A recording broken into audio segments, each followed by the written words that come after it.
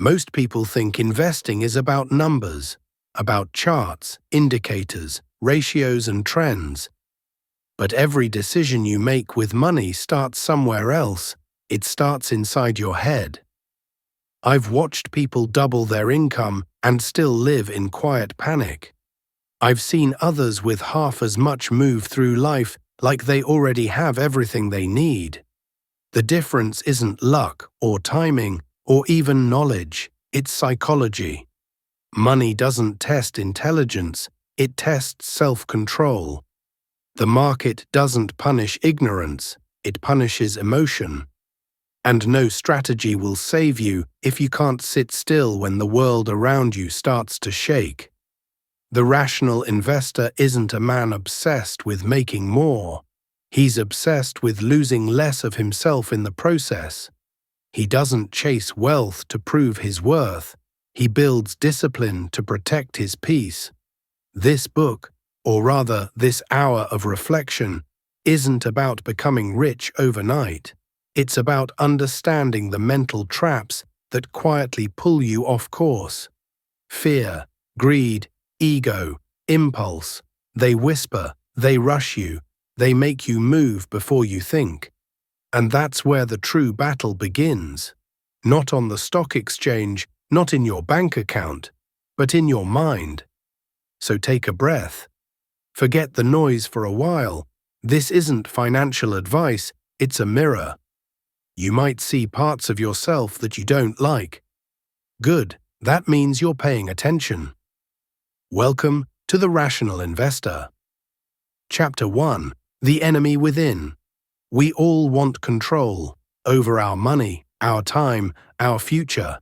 But most of us lose that control the second something unexpected happens. Prices fall and panic rises. We check our phones, refresh the charts, look for signs, blame the system. But rarely do we stop to ask, who's really in control here? It's not the market, it's not the economy, it's you. You're the one making the decision to buy, to sell, to run, to hold.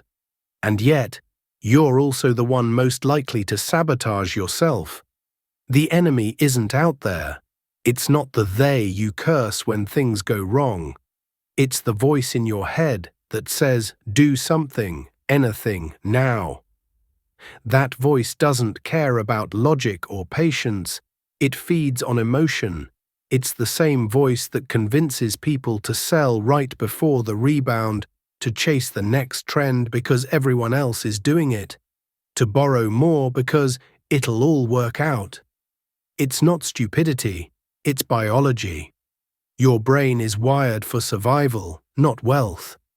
It was built to run from danger, not to sit calmly through volatility.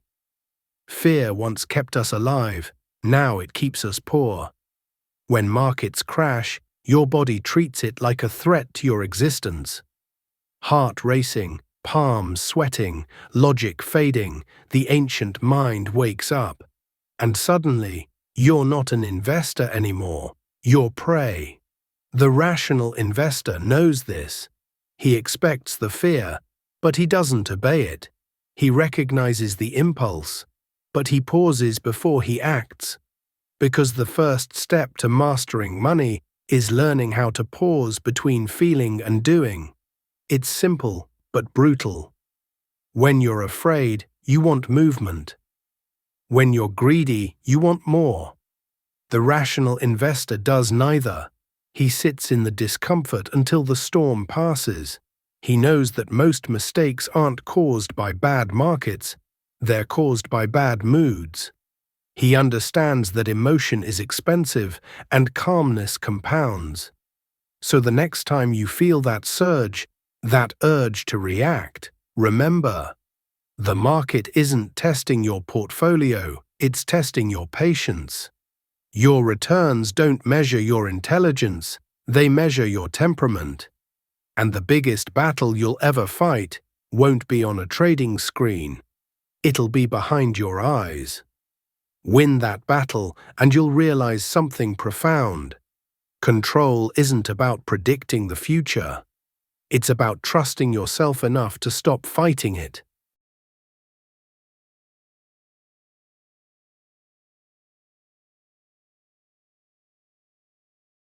Chapter 2. Emotion is the market. Every market chart you've ever seen, every surge, every collapse, every sideways drift, looks like math on the surface. But look closer and you'll see something else. You'll see emotion translated into numbers. Hope and fear taking turns holding the pen.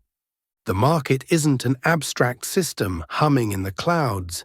It's a mirror, reflecting the minds of millions of people, all trying to outthink one another, all carrying their own doubts, dreams, and desperation. When prices soar, it's not because value suddenly exploded overnight. It's because belief did. Confidence spreads faster than any virus. One person buys because he feels certain. 10 others buy because they don't want to miss out. The chart rises, the story grows, and emotion does the rest. And when prices fall, it's rarely the math that changed. It's the mood. Fear is contagious too. One headline, one rumor, one red candle on a screen, and the same crowd that cheered the rally is now sprinting for the exit. The rational investor sees it differently. He doesn't see lines on a chart. He sees human behavior painted in real time. He studies it the way a Stoic studies himself, with curiosity, not judgment. Because the market isn't alive, but it behaves as if it were. It breathes, it trembles, it panics, it recovers.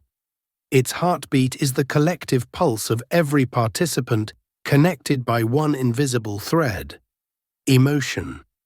When I first began investing, I thought knowledge would protect me. I devoured data, read every theory, memorized ratios. I believed certainty could be engineered.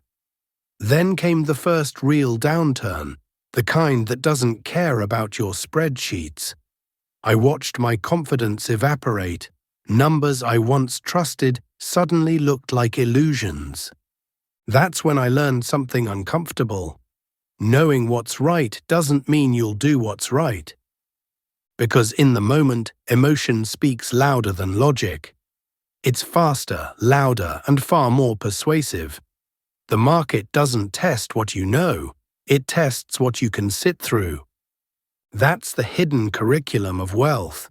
Everyone eventually learns that the hardest part of investing isn't analysis, it's endurance. Endurance through uncertainty, endurance through boredom, endurance through doubt. The rational investor learns to build that endurance like muscle. He doesn't suppress emotion, he observes it. When greed whispers, he smiles. When fear screams, he listens, but from a distance. He knows that the market's chaos is only an echo of humanity's chaos, and his task isn't to silence it. It's to avoid joining the choir. There's a reason ancient philosophers spent more time teaching how to think than what to think. Because information changes, but temperament endures. Epictetus once wrote, "It's not things themselves that disturb us, but our judgment about things." The same holds true for markets. It's not volatility that ruins portfolios, it's panic. It's not opportunity that makes fortunes, it's patience. Most people chase certainty. They want predictions, guarantees, gurus. They'll pay anyone who sounds confident enough. But markets reward humility, not bravado. Humility to say, "I don't know what happens next, but I'll stay ready." Humility to accept that pain is temporary, but panic is permanent. When the crowd loses composure, the rational investor becomes a witness, not a participant. He reminds himself that fear is temporary data noise, not divine prophecy. Every red day, every correction, every flash crash, it all becomes background weather. You carry an umbrella, you don't abandon the journey. Greed, on the other hand, wears a friendlier mask. It convinces you that this time the rules have changed. It whispers that the next big thing will make you rich faster than everyone else. You start checking prices obsessively, not out of discipline, but out of dopamine. You call it research, it's actually craving. Soon you're not investing anymore, you're gambling politely. You've turned the market into a slot machine, and every refresh is a pull of the lever. Greed feels rational because it dresses like ambition, but ambition with no brakes becomes addiction. The rational investor treats excitement as a warning sign, not a green light. When he feels too certain, too lucky, too unstoppable, he slows down. He knows the difference between momentum and mania, and he'd rather look foolish missing a rally than desperate surviving a crash. Because markets will always seduce you with the same trick. They'll make you feel smart right before they humble you. You can see emotions' fingerprints everywhere once you start looking, in the headlines that exaggerate danger, in the influencers who sell certainty, in the forums that cheer euphoria until the music stops. Every boom is a love story, every bust is heartbreak, and just like love, the highs make us forget the lows. That's why history keeps repeating, not because people don't learn, but because they forget how it felt. The rational investor studies history not to predict, but to prepare. He remembers the madness so he doesn't repeat it. He collects principles instead of predictions. He knows that emotion moves in cycles: optimism, excitement, euphoria, complacency, anxiety, fear, despair, and that every cycle starts exactly when the crowd swears it never will again. He doesn't mock the crowd, though. He knows he is the crowd.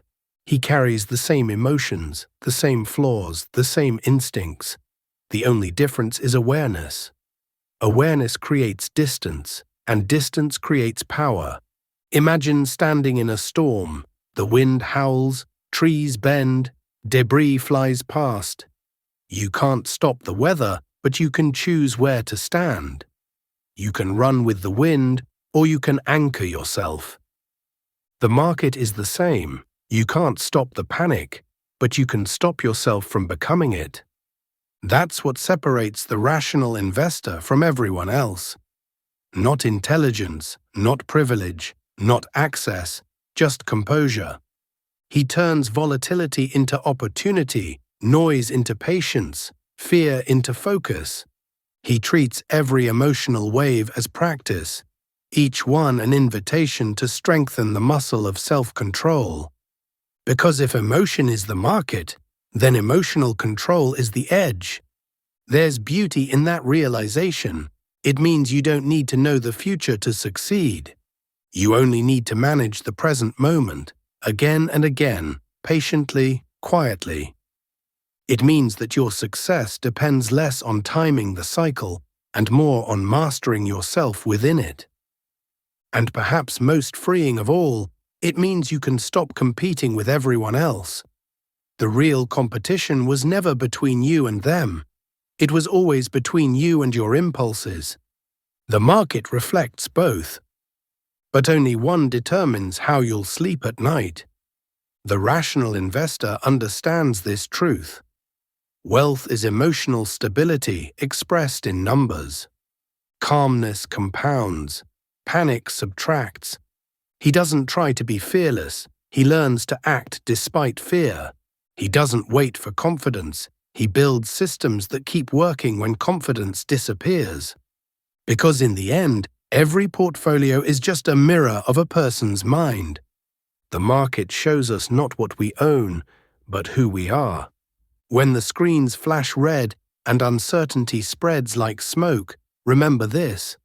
It's not the storm that decides your fate, it's your reaction to it. If you can stay calm when others rage, if you can think clearly while noise demands your attention, if you can act with reason when the world trades on emotion, then you've already won. Because the market, like life, rewards those who stay rational longest. That's what mastery looks like. Not control over prices, but control over yourself. And once you learn that, really learn it, Every dip, every rise, every twist in the chart stops feeling like chaos. It just feels like rhythm. Chapter 3. The Rational Mindset. There comes a moment in every investor's life, in every person's life, when knowledge stops being the problem. You already know what to do. You've read the books, watched the videos, memorized the rules. But still, in the heat of the moment, logic fades. Emotion takes the wheel. That's when you realize something humbling. Information doesn't create discipline.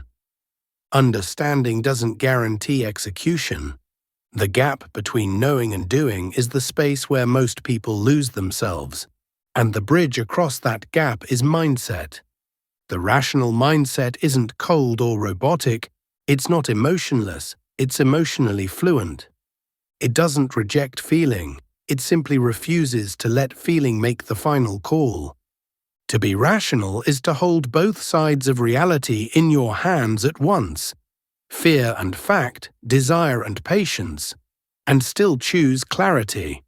Most people think rationality is about logic, but logic alone is fragile. When pressure rises, logic cracks unless it's anchored to perspective. Perspective is what turns information into wisdom. It's what keeps you from drowning in details, from chasing the trivial while ignoring the timeless. A rational mindset isn't built overnight. It's shaped in discomfort. It's forged each time you stay calm when you want to panic. Each time you hold steady when you want to chase. Each time you whisper "not yet" when the world screams now. Think about the times you made your best decisions. They didn't come from excitement. They came from stillness. Moments when you stepped back, breathed, and saw the full picture. That's rationality, not the absence of emotion, but the presence of distance. When you can create that distance between stimulus and response, you reclaim the most valuable form of wealth there is: control. Control over reaction, control over narrative, control over time. That's the quiet superpower of the rational investor. The mind craves speed. It wants resolution, closure, answers. The rational investor learns to crave accuracy instead. He asks slower questions, not "what happens next?" but "what matters most?" Not "how do I make more?" but "how do I make fewer mistakes?" He accepts boredom as part of mastery. He understands that patience isn't passive. It's an active form of strength. Because every day you stay disciplined, you're doing something rare. You're building an identity around restraint in a culture that worships reaction. The rational mindset isn't something you're born with. It's trained. And training requires friction. You'll feel it when markets drop and headlines scream. You'll feel it when friends brag about easy wins. You'll feel it when your plans move slower than your expectations. That's when you practice. That's when rationality stops being a theory and becomes a muscle. The world will always tempt you to act emotionally, not because it hates you, but because emotion sells. Fear sells faster than logic, greed spreads quicker than patience, and noise is louder than stillness. The rational investor doesn't fight the world, he filters it. He curates what enters his mind. He treats attention like capital, spends it intentionally, invests it wisely.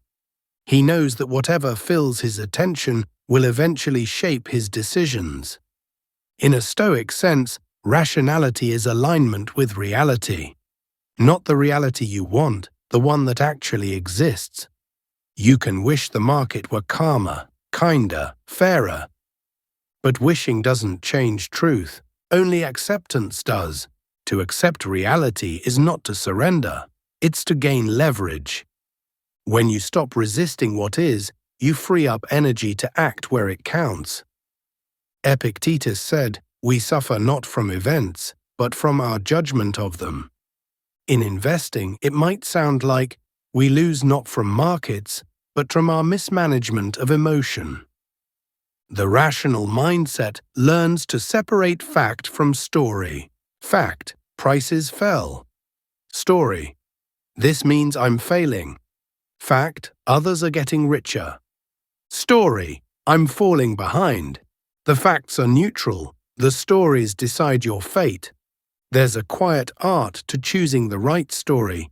You can interpret a loss as proof you're unlucky, or proof you're learning. You can interpret a slow year as stagnation, or as incubation. The rational investor always writes the story that keeps him composed.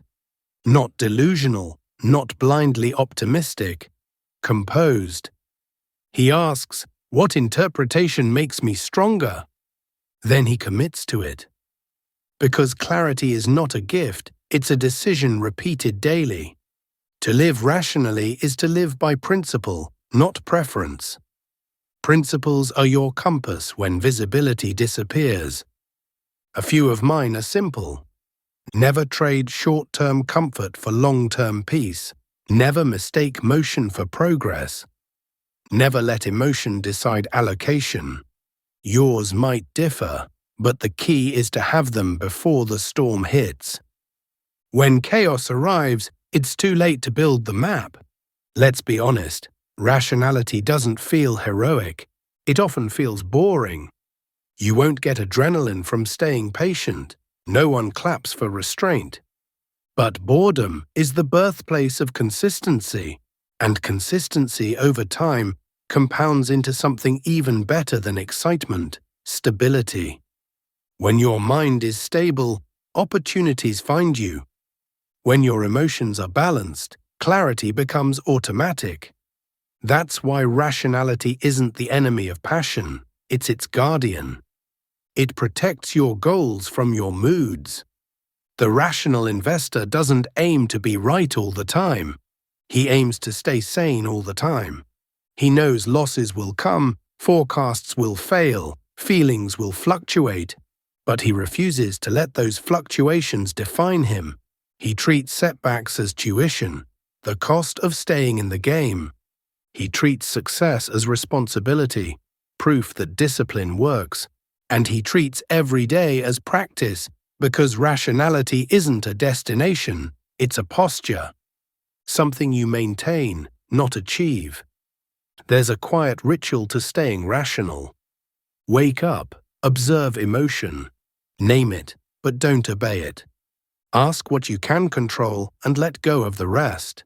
Then do your work, calmly, quietly, again tomorrow. That's how you build the mindset that outlasts cycles. That's how you become unshakable. When I think of rationality, I think of water. It doesn't fight obstacles. It flows around them. It takes the shape of reality without losing itself. It wears down stone not through force, but through persistence. That's the rational mindset in practice. Fluid, adaptive, patient. Unmoved by temporary chaos. It bends, but never breaks. The rational investor lives by one quiet mantra. Control your thoughts, or your thoughts will control you. Because at the end of the day, the mind is the first market we ever trade in. Every decision is an investment of attention, focus, and energy. Spend it carelessly, and the returns vanish. Invest it wisely, and life compounds in your favor. So protect your focus the way you protect your capital. Feed your mind like you feed your portfolio. With patience, with quality, and with time. The market rewards those who stay rational longest. But life rewards those who stay rational deepest. Chapter 4. The Cost of Impulse. Every mistake begins the same way. With a feeling that insists it can't wait. That whisper that says, do something. Now. It's subtle at first. A notification, a rumor, a price tick, a small pang of envy. And then it grows. Urgency turns into anxiety, and before you know it, you're acting. You click, you buy, you sell, you react. Later, when the storm settles, you look back and wonder, Why did I do that? The answer is simple. Impulse. The enemy of all long-term thinking. The silent tax on every good plan. Impulse is the emotion that wears the mask of logic. It tells you stories that sound reasonable. I don't want to miss out. I'll fix it later. It's just this one time. It dresses itself up as intuition, but it's not insight. It's instinct left unchecked. And instinct without discipline becomes destruction. The rational investor knows this all too well. He's learned that every impulsive act has two costs, the visible and the invisible. The visible cost is easy, the money lost, the opportunity missed, the time wasted. The invisible cost is harder, the erosion of trust in yourself. Because each time you act impulsively, you teach your mind that short-term comfort matters more than long-term clarity. You train yourself to flinch instead of focus. And every flinch compounds, just like interest, but in reverse. The market thrives on your impulses. Every algorithm, every headline, every flashing number is designed to bypass reason and trigger reaction. They know you'll click faster when you're emotional. They know fear sells faster than truth. Modern investing doesn't just test your portfolio, it tests your nervous system. The question isn't, can you predict the future? It's, can you resist the bait? Every impulsive trade is a tax you pay for being human. But awareness, that's the rebate. The rational investor trains himself to recognize the cues. Heart rate rising, mind narrowing, thought speeding up. The body's alarm system firing. He pauses, he breathes, he waits. That small gap between stimulus and response, that's where mastery lives. When you look back at your worst decisions, they never came from stillness. They came from urgency. Urgency is the illusion that action equals progress. But in reality, impulse rarely moves you forward. It just moves you faster toward regret. We live in a world that glorifies quickness, instant results, instant gratification, instant validation. But the truth is brutal. Anything built instantly is destroyed just as fast. The rational investor learns to love the lag, the delay between effort and reward. Because that delay is where character forms. Patience is the tax you pay for greatness. Think about it. Every form of wealth is slow. Muscles grow slowly. Relationships deepen slowly. Businesses scale slowly. Even trees, the oldest metaphor for growth, take decades to reach strength. Impulse hates slowness. It wants speed, dopamine, drama. But speed without direction is chaos disguised as ambition. That's why discipline feels painful. It starves impulse of fuel. Every time you wait, you weaken the hold of emotion over action. Every time you breathe before you move, you reclaim power from instinct. This isn't about suppressing emotion, it's about mastering timing. Because wisdom isn't knowing what to do, it's knowing when to do it. In the markets, impulse shows up in cycles. After a win, it whispers, "You're unstoppable, double down." After a loss, it screams, "You can't end like this, chase it back." The emotional extremes are identical in disguise. Both are driven by the need to feel better now, and that need is the real expense. Every time you chase quick relief, you trade clarity for comfort. And comfort compounds the same way discomfort does, quietly, invisibly, until one day you wake up realizing you've built a life of reactions instead of intentions. The rational investor knows that impulse costs more than money. It costs momentum. It interrupts compounding. It resets progress. And the saddest part, you rarely notice until it's too late. There's a moment after every impulse where silence returns. That tiny pause after you act, the brain resets, the rush fades, and clarity returns like an unwelcome guest. You see the truth of your decision. You feel the weight of reaction. That's the tuition of emotion. You pay it in hindsight. But if you can catch that moment earlier, if you can feel the impulse rising and still hold your ground, you earn something rarer than profit. You earn trust in yourself. Because rationality isn't a state, it's a relationship with your own impulses. The more you honor that relationship, the more stable you become. In Stoic philosophy, they called this temperance, the discipline of moderation. Not abstinence, not denial, but balance. Temperance means feeling everything fully, while acting only when the feeling has passed. It's the art of waiting until emotion cools and reason returns. It's not glamorous. No one posts about restraint. But every empire of peace is built on invisible moments of restraint. The market rewards patience, but life rewards it even more. Because impulse doesn't just cost money, it costs peace. Let me tell you a story. A friend of mine once built a portfolio slowly, deliberately, over years. He had a plan, a system, a philosophy. Then one week he saw a frenzy, a stock everyone swore was the next big thing. He ignored it at first. Then came the screenshots, the excitement, the constant talk. He started to feel left behind. That old whisper again. Do something. He broke his rule. Bought in at the top. A week later it crashed. He lost a portion of his savings. But what hurt most wasn't the loss itself. It was that he'd betrayed his own system. That's the true cost of impulse. It robs you of self-respect. And without that, every gain feels hollow. The rational investor doesn't measure wealth in dollars alone. He measures it in discipline.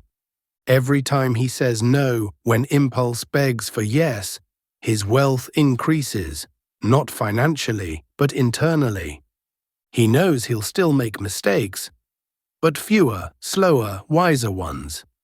He knows that patience doesn't mean inactivity. It means intelligent restraint. He accepts that life, like markets, runs in cycles. And his job isn't to outrun them, but to outlast them. Impulse is noise, discipline is music. One shouts for attention, the other rewards those who listen deeply. The world will never stop selling urgency. But you don't have to buy it. Let others chase, you'll wait. Let others shout, you'll observe. Let others panic, you'll breathe. Because the man who can wait in silence will always outlast the one who needs movement to feel alive. Here's the paradox: restraint feels like loss in the moment, but becomes gain in hindsight.